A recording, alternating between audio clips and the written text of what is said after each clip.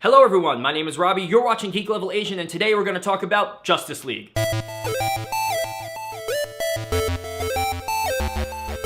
So, first things first, I saw Man of Steel, I saw Batman vs Superman, I saw Wonder Woman, I saw Suicide Squad. We'll pretend that that didn't happen. But out of all of those movies, I have to say I think Wonder Woman is probably my favorite character, and I think her movie was the best. So in the spirit of diving right in, we're going to start with Ezra Miller as the Flash. I believe that most people left the theater, including myself, with the Flash as one of their new favorite characters in the DCEU. We got to see a little bit of Ezra Miller's performance as the Flash, like really fast in Batman vs Superman, and that really strange, it sounds like he's coming from the future scene. And then we saw him maybe for a split second in a security camera in a convenience store. But I think that Ezra Miller not only brought his acting chops to Justice League, he's super funny, and he's relatable. It's very clear that he is the youngest member of the Justice League, and I like that they kind of built that into his character and the way that he feels about certain situations. You know, he's joining this very experienced team of heroes, whether it be human heroes like Batman or goddesses like Wonder Woman. But there's a point in the film where he realizes that the task at hand of saving the world is a much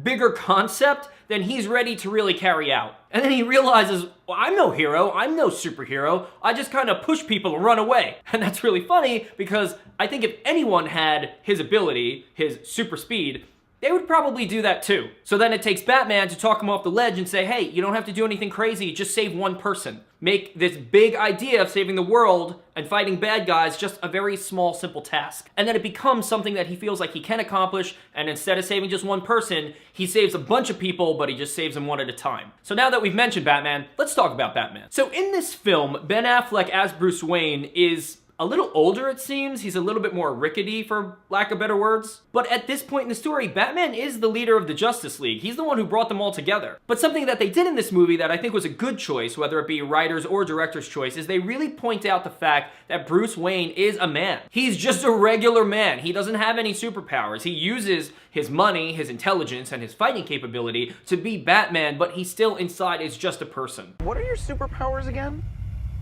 I'm rich. And I think that that's reflected in some of his decision making because he is the hero of men. He is the one fighting for men because he is one. So when the controversial conversation comes up of reanimating Superman, bringing him back to life, Bruce Wayne is not thinking of it as a moral concept, he's thinking of it as the future of man. If man is still going to inhabit the world, if humans are going to be on the planet, then we may need Superman and we may have to do what we have to do in order to get Superman back. So moving on to Jason Momoa's Aquaman, I mean, yeah, he was cool. I was never a big fan of Aquaman, I'm just gonna be totally honest with you. And they do poke at the character a little bit. You know, Bruce Wayne basically asks him if he talks to fish twice in the movie. Funny, both times. I don't really understand Aquaman because, yes, he uses the ocean to communicate with sea creatures. He's super strong, he's got that gigantic trident, but like, how come he's so strong outside of water? I don't really get that. But maybe I just really didn't connect to the character now because I never really connected to the character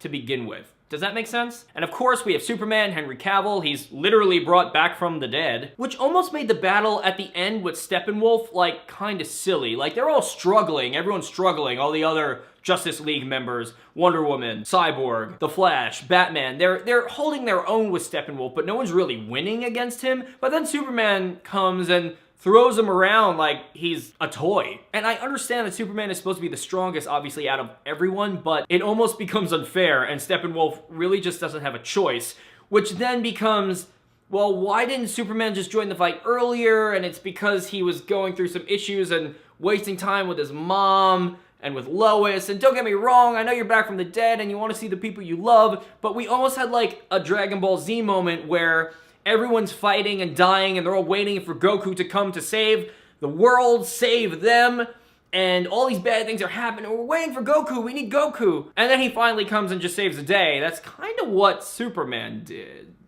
So next is something very special. Gal Gadot. I really liked the Themyscira scene. I think that it's really awesome how they represent the weaponry and the fighting capability of the Amazons. How they represent the skill level of using these more primitive weapons when comparing them to like Batman's weapons and Superman's eye lasers. They are masters at their craft. They are amazing warriors. In fact, their warrior skill level, their grace, their agility reminds me of the elves in Lord of the Rings. In fact, I would love to see the Amazons and the elves fight. That would actually be pretty cool. So those are all the things that I really liked. Now let's just take a second and talk about two things that I didn't really dig. The first one being the mother boxes. I mean, we catch a glimpse of one in Batman vs Superman when Cyborg's father is working on him, but I feel like they tried to make the mother boxes the equivalent of what Marvel would consider the Infinity Stones. Objects that need to be collected, and when they're all together, something either really good or something bad is gonna happen. And I just feel like we didn't focus on them enough in the previous films for it to really work in Justice League. Because, you know, even though we saw one, I didn't know what it was at the time, and when I was watching Justice League, I didn't even remember that I had seen it in Batman vs Superman.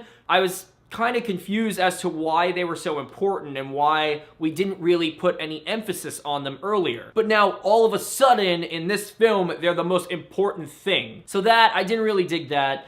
And the other thing that I wasn't really into was just how much of a plot device they made Cyborg. Nothing against the actor, I think he did a great job playing Cyborg, but the way that he was written in, he was almost too perfect. I understand he's upgrading every second, you know, his technology is getting better every second and he's learning how to do other things. Because it got to a point where I feel like he could just do anything. He could fly, he could turn his hands into plugs and cables, he could hack into anything that he wants.